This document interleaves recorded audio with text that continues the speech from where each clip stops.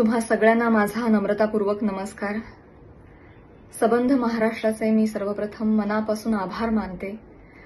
पत्रकार परिषद घेतल्या क्षणापासून ते आतापर्यंत मी आणि माझ्या कुटुंबियांनी शेकडो phone calls, messages, social media tags receive केले। महिलांच्या सन्मानासाठी समाजातल्या सर्व स्तरांमधून आवाज उठवला गेला, पाठिंबा दिला गेला, समर्थन दिलं गेलं।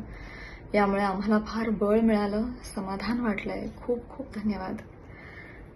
त्याचबरोबर माननीय आमदार श्री सुरेश धस यांचे देखील मी मनापासून आभार मानते। अत्यंत मोठ्या मनानं त्यांनी देखील समस्त महिला वर्गाची माफी मागितली, दिलगिरी व्यक्त केली। दादा खूप धन्यवाद।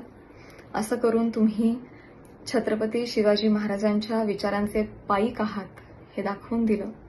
छत्रपतींची भूमिका महिलांच्या सन्मानासाठी किती कठोर होती हे आपण सगळे जाणतो आणि ही छत्रपतींची भूमी आहे आणि त्यांचे विचार इथे पुढे चालवले जातील हेच तुम्ही या कृतीतून दाखवून दिलंय। धन्यवाद। याचबरोबर मी महाराष्ट्राचे मुख्यमंत्री माननीय श्री देवेंद्रजी फडणवीस यांचे देखील मनापासून आभार मानते। त्यांनी आज जातीनं लक्ष घातलं आणि अत्यंत निगुतीनं, संवेदनशीलतेनं हा विषय पुढे नेला, मार्गी लावला। मनापासून धन्यवाद। त्याचबरोबर महाराष्ट्र महिला आयोग आणि आयोगाच्या अध्यक्षा माननीय रुपालीताई चाकणकर यांचे देखील मनापासून आभार। त्यांनी देखील त्वरित यावर कारवाई केली।